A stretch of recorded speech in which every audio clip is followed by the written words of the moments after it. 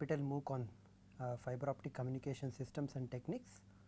In the previous module, because of the time constraint, we had to stop our 6-step procedure of systematically analyzing a waveguide structure to just about step 1, where we wrote down the Maxwell's equations, and beyond that we did not do anything. So, in this module what I want to do is to go through the remaining steps and show that these steps lead to the same kind of expressions that we have already seen for the rectangular or for a parallel plate waveguide, which is made out of perfect electric conductors. The reason why we are doing this, I have already told you, is because just a simple ray picture kind of an approach to analyzing waveguides does not give us full information about that. So, having said that, we have covered first step, which is basically Maxwell's equation. So, now we are going to write down those Maxwell's equation in the coordinate system. The first step was to choose the coordinate system, which we chose as the rectangular coordinate system. Now, we are going to write down Maxwell's equation in rectangular coordinates. Okay. So, this step should be familiar to you. So, you have two curl equations of Maxwell's that are important in this context. So, I am writing the Maxwell's equations in the region between the waveguides. Okay.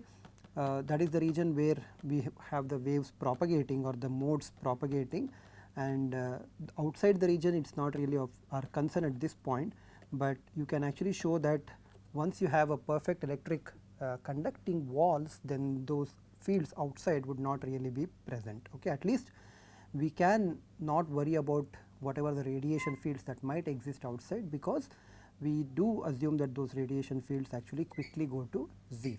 Okay.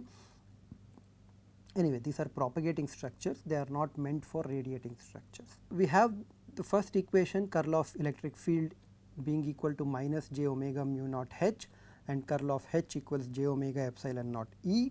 Now, I am going to write down component wise the equations. The best way to write down this set of equations is to express this curl operation in terms of a determinant, which I have shown you in the previous module. So, pulling those equations from the x component will be something like this. So, please note that each of those components themselves can be a function of x, y and z. Okay. So, as Ez can be a function of x, y and z, Ey can be a function of x, y and z. Okay. So, this would be equal to say minus j omega mu naught h x. Similarly, you have del E x by del z minus del E z by del x. This is the y component obviously that I am writing. So, this would be minus j omega mu naught h y. Similarly, you have del E y by del x, y and x component. So, del E y by del x minus del E x by del y. Okay. So, this should be equal to minus j omega mu naught h z. So, I have this set of equations as I have obtained from the first curl equation. Now, I have another curl equation which will allow me to write down the spatial derivatives of h in terms of the components E x, E y and E z, or rather equate the spatial derivatives of h with the electric field components on the right hand side. Okay. So, in the left hand side you had curl of E, on the right hand side you have curl of h. You simply have to replace E by h to obtain the corresponding expressions, and I am going to do that one now. Okay. So, I am writing this in parallel because I want to show you how to combine these equations and express E x, E y, h x and h y in terms of E z and h z and their derivatives. Okay. So, I have del h z by del y minus del h y by del z is equal to plus j omega epsilon naught E x. Similarly, I have del h x by del z minus del h z by del x equal to j omega epsilon naught E y. Then you have del h y by del x minus del h x by del y equals j omega epsilon naught E z. Okay. So, I have these two equations. Now, what I am going to do is, so let me just go back to the equation. We are still in the step 2, where we had these transverse components, that is E x, E y, h x and h y, as, and we need to express them as functions of E z and h z. Okay. So, we are still in the second procedure itself or second step itself, and for which we actually have this set of equations written already. Okay. So, in the same step, right, what we need to now do is to combine this equation. Now, before doing that, I already know that no matter what electric field component I am going to consider, whether I am going to consider Ex, Ey or Ez, okay, and similarly Hx, Hy or Hz, all these components in terms of z dependence would show a dependence in the form of e power minus j beta times z. Okay. That is because they are actually going to be modes which are propagating along z axis. Okay. So, these are the waves which would be propagating along the z axis. So, clearly if I take, if I differentiate any of these components on the left with respect to z, what I would have is, we already know that the way in which we will have our modes will be of the form f of x y e power minus j beta z. Of course, this f will be different for different components. So, if you actually differentiate this mode with respect to, or the mode function, the total mode function with respect to z, clearly what you are going to get is this f of x y is independent of z, therefore, it will not be differentiated, it could be treated as constant. So, it will come out of the differential, and then you have e power minus j beta z. When you differentiate it, you are going to pull minus j beta, and because it is an exponential function, this will be e power minus j beta as it is times f of x y. So, this was the original field and this is minus j beta. So, the operation del by del z can actually be replaced by multiplying that corresponding component by minus j beta. This is very, very important. Okay. Now, I am going to put in all these equations that we have written this minus j beta. I am going to substitute, for example, I have a minus del by del z in the first equation. So, I am going to substitute with minus j beta, so that the first part can be rewritten as plus j beta. Okay. The reason is plus j beta because there is a minus sign out there. Similarly, I will go ahead and make all the other substitutions. I request you to also do these substitutions in your note in case you are looking at them, okay, and you would actually be able to follow what we have been writing over here. Okay. So, I have del by del z being replaced by minus j beta. So, I have a minus j beta at this point. The third equation has no del by del z component. So, we will just leave it as it is, whereas on this side, on the right hand side that I have, again I am going to make the same substitution. So, here I have del by del z being substituted by plus j beta. Okay. So, I am removing this under this thing. So, this is Hy, and then I have minus del by del z on this side. So, I am going to replace that one by minus j beta.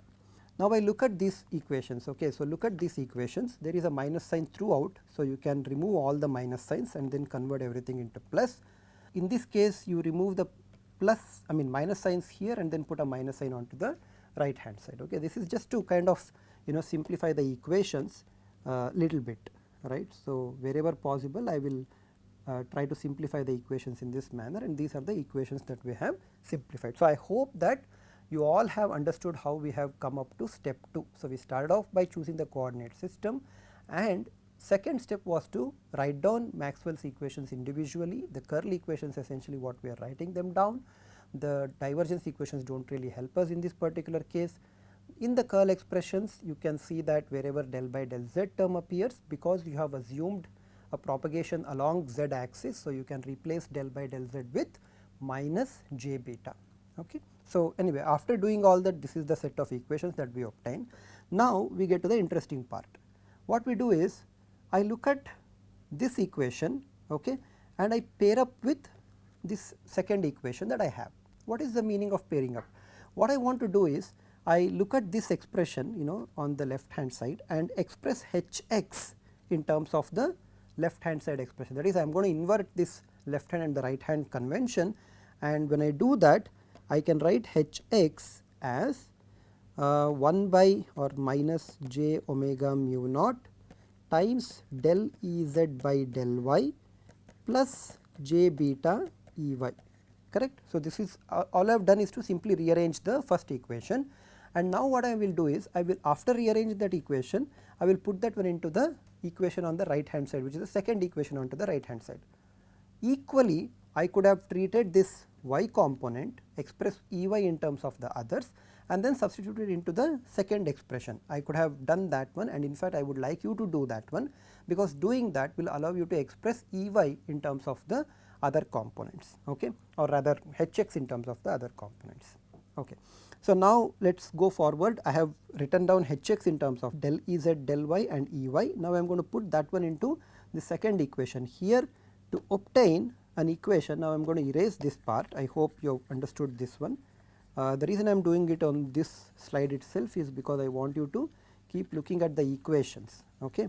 So, where I am starting and where is the equation at which I am substituting. Okay.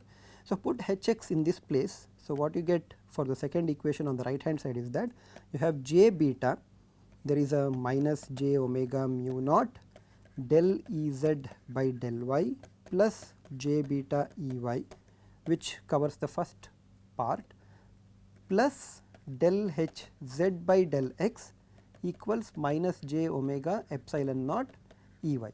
Okay.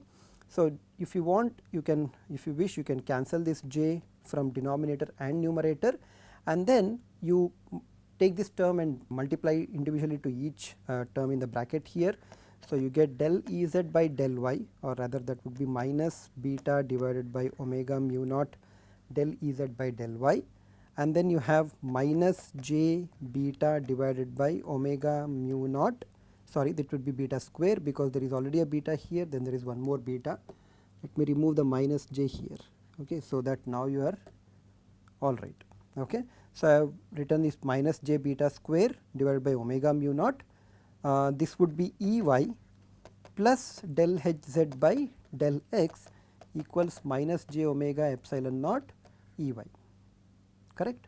So, now what you have? You have one Ey component here, another Ey component here. You can move this one onto this side and then interchange the equations, and then write down what would be Ey in terms of Ez, or rather the derivative of Ez and derivative of Hz. Okay.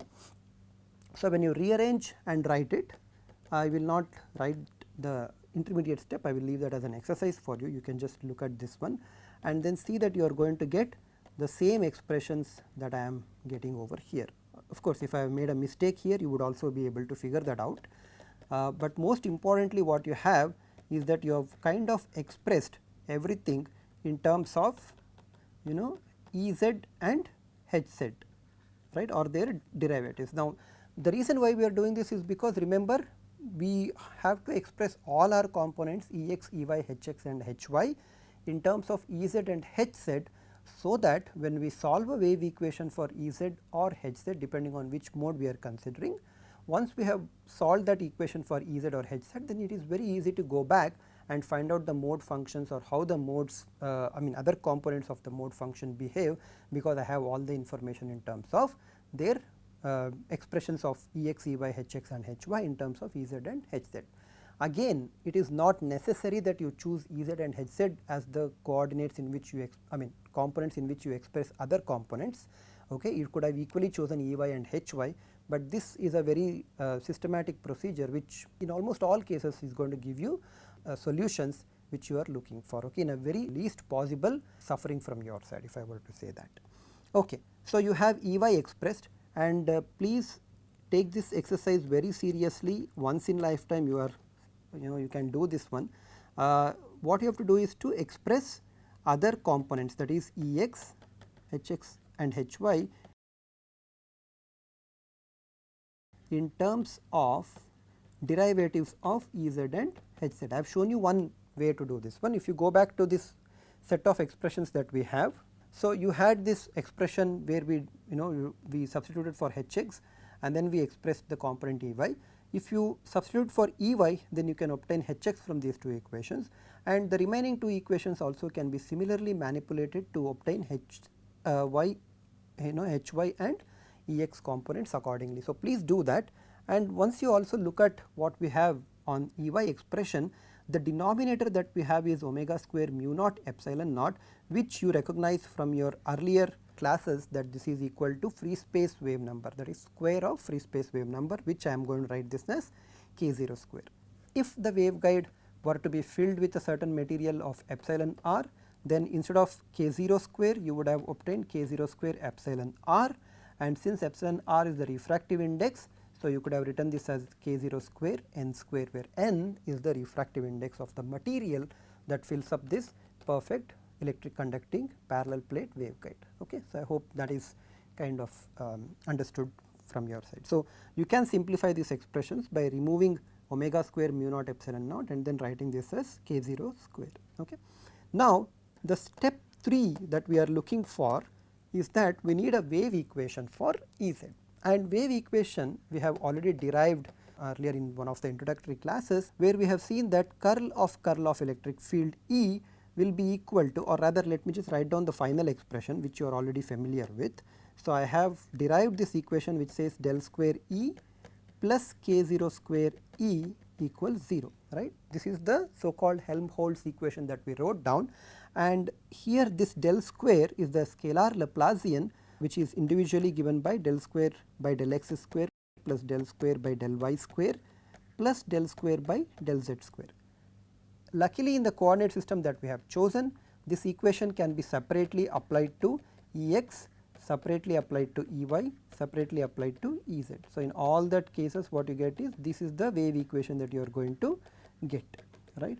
And since we have expressed all field components in terms of Ez, this is the equation that I am actually looking for.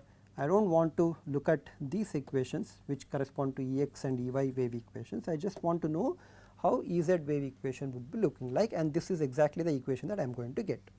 And in this equation I can further make the substitution of del square by del z square by minus beta square. Okay. Why is this so? Go back to the start of this module and you will understand why we have written this, which works out this way. Okay. So, now quickly, so I have del square by del x square plus del square by del y square, okay. And since my parallel plate waveguide is assumed with a coordinate system such that this is x and this is the plate x equal to 0, this is the plane x equal to h, and this direction is the z axis, and along y direction we have assumed it to be infinity. Okay. So, you have the y axis direction in which the parallel plate waveguide actually extends to infinity. So, all of those del by del y terms can be made equal to 0, that is the modes are not changing as a function of y. Okay. So, the only thing that is they are changing is a function of x, and now there is no need to write a partial derivative, you will simply have a total derivative of the component that you are considering. So, you have d square Ez by dx square plus d square Ez by dx square plus basically k0 square minus beta square times Ez equals 0. Now, this is the equation that we wrote for Ez, but now I mean you can write a similar equation for Hz as well. So, replace Ez by Hz in these equations and then you will be able to obtain an equation for Hz. Now, let us ask, are we going to talk about transverse electric modes or are we going to talk about transverse magnetic modes, right. The essential difference between transverse electric and transverse magnetic modes we have seen is that transverse electric modes will have a component of electric field along y direction. They do not have any component along z direction, whereas transverse magnetic waves will have component of the magnetic field along y direction and two in plane components Ex and Ez in the x and z plane. Okay. Since we find it little bit easier to talk about transverse electric modes, okay, just for the mathematical convenience, we are going to go with transverse electric mode. In literature, sometimes you will see that this is written as TEZ, where this Z is just to indicate that this is the mode which is propagating along Z axis. Okay. So, I will not write this Z every time in the superscript, that will confuse us a little bit. So, I am going to consider transverse electric modes, which means I can't have Ez at all. So, in fact, for transverse electric mode Ez is 0, so is Ex. Okay. The only thing that is non-zero is Hx, right, Hz and Ey. So, these are the non-zero components for transverse electric mode, and now the wave equation I should not be writing in terms of Ez, but I should be writing in terms of Hz. Okay. So, this is the equation that I would like to now write down for Hz, and that simply comes from the Helmholtz equation. So, I have del d square Hz by dx square plus k0 square minus, or rather let me write it like this. I will take this term to the right hand side, I will have k0 square minus beta square times H z. So, I hope this equation written in this fashion should be all right. Okay. So, now I have this equation. Now, what are the solutions of this equation? Well, this is where we go to step 4, okay, where our solutions are to be considered within the waveguide. Okay. So, I have x equal to 0 and x equal to h here as usual and z, right. So, along z I already know what is this e power minus j beta z.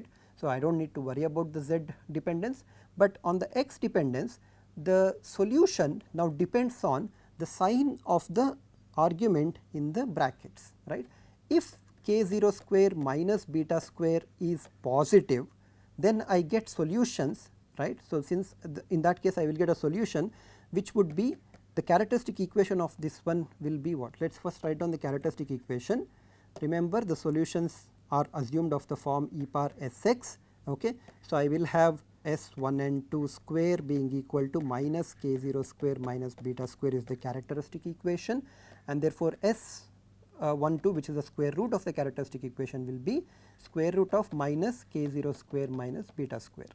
Okay. Now, I want k 0 square minus beta square to be positive because I want a sinusoidally oscillating solutions in the region between the parallel plate waveguide. Okay. I do not want a decaying solutions in between the waveguide. So, this quantity will be greater than 0.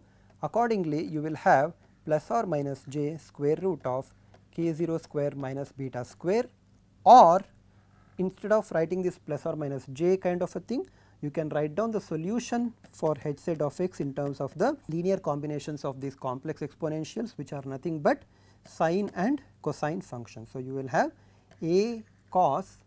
Now, I need to find out certain interesting letter for this one. So, let me just write down this as s itself. So, I have cosine of s x plus b sine of s x. Okay. So, I have this solution. Now, I know what is E y, right. E y as a function of x we have already derived it. This would be, if you go back and substitute, or if you go back and look at the equation, you will have j omega mu naught k 0 square minus beta square in the denominator, you have del h z by del x. Okay. So, you can see the previous equation out there, and of course, what I have now is that k 0 square minus beta square is actually a positive s quantity, right. So, I can just write down as it is, I do not want to worry about that one. So, now write down what is del h z by del x here. So, writing del h z by del x by substituting from the top equation, what you get is j omega mu naught by k 0 square minus beta square is as it is. Okay. So, the solution that we have assumed is that this is going to be minus s square anyway. So, del h z by del x will give you, differentiating h z will pull s out from the first equation, then you have minus a sin s of x plus b. So, s is a common thing. So, I am going to remove this one from the entire thing. So, I will have s here. So, I have b sin of s x derivative will give you cosine of s x, and this is the solution for electric field that we are going to obtain. Okay. And what is this k 0 square minus beta square? Well, k 0 square minus beta square is basically, so squaring up on both sides will give you s square equals minus k 0 square minus beta square. So, I can, instead of writing k 0 square minus beta square in the denominator, replace that one by minus s square. Okay. And one s is in the numerator, one s is in the denominator. So, I can remove that s from the numerator, and in the denominator I will have a minus s here. Okay. So, this is the expression that I have. Now, I have obtained E y. Since I did not derive the expression for h x, you please derive the expression for h x, and then you can obtain the corresponding solution. Okay. So, this I will leave it as a exercise for you. Okay. Now, we are not completely finished. Let us now go to step 5, where we are going to apply boundary conditions. Okay. So, what is the boundary condition? I know that on this surface, right, my E y, which is essentially tangential component, must be equal to 0 at x equal to 0, or rather this is x equal to h, and similarly E y being a tangential component will be again equal to 0 at x equal to 0 as well. Okay. So, when you substitute these equations, essentially what you get is b equal to 0. Okay. So, from the expressions that you substitute, you will see that b will be equal to 0, And for the second boundary condition, that at x equal to h, when you apply, you will get a very interesting solution. You will get minus j omega mu naught by s a sine of s h equal to 0. Okay. Now, when can this sine function go to 0? When this term, right, s times h is equal to some integer multiple of pi. Okay. Now, s seems to be pretty bad way of representing the solution. So, let me actually rewrite this one in terms of what is called as kappa f. F stands for the waveguide or the film, okay, or the slab if you wish, that would be. So, what we have, the condition is kappa f h equals nu pi, where kappa f is given by square root of k0 square minus beta square. Okay. So, what we have seen is a very interesting expression out there, that you will get electric field component E y of x being proportional to, I will put all the proportionality constant into some c, and then you have sine of kappa f times x. Clearly this function will be equal to 0 at x equal to 0 as well as at x equal to h, because we have written kappa f in terms of some integer nu pi, right. So, this would be c sine nu pi by h times x. So, this is the expression, and nu of course can take on different values. Nu equal to 0 makes no sense, because then the field itself will be equal to 0. So, nu is not equal to 0, but the first term that you are going to get will be nu equals 1, 2, 3 and so on, and these are all the different orders of mode. Okay. So, these are all the different modes, and now let me just sketch for you how would the functions look like for, let us say, nu equal to 1. Okay.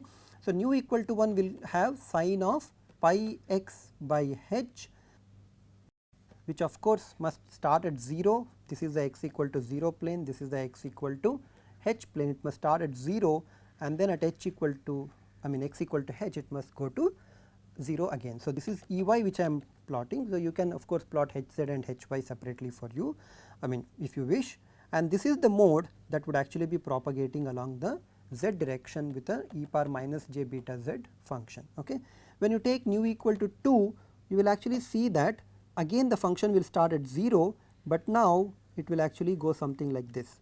Okay. So, it will actually exhibit 1 maxima, 2 maxima. So, it will actually exhibit 2 maxima which is equal to nu. In fact, the first one actually exhibited 1 maxima which was equal to the value of nu. So, in fact, nu tells you the number of maxima that your wave is going to go, or the mode that is going to present between the two parallel plates. Okay. So, I have left out couple of in fact, let me just point out finally that this mode. So, if you were to draw a line here at the center, you would find that this mode is an even function, the green one. So, this is called as the even mode, and this mode is called as the odd mode, because it is basically in an odd function. Okay. The even and odd modes actually depend on the symmetry of the line that you draw. So, because of that this become even and odd. So, this is not really a standard convention out there. So, you have seen that all the steps that we have written except for the last step, where you will be writing Ex, Ey, Hx and Hy in terms of the other components. Okay. So, you can derive all the other component mode functions, and this is how you analyze systematically any given waveguide structure. So, starting from choosing the coordinate system to writing the final solutions. Okay. Thank you very much.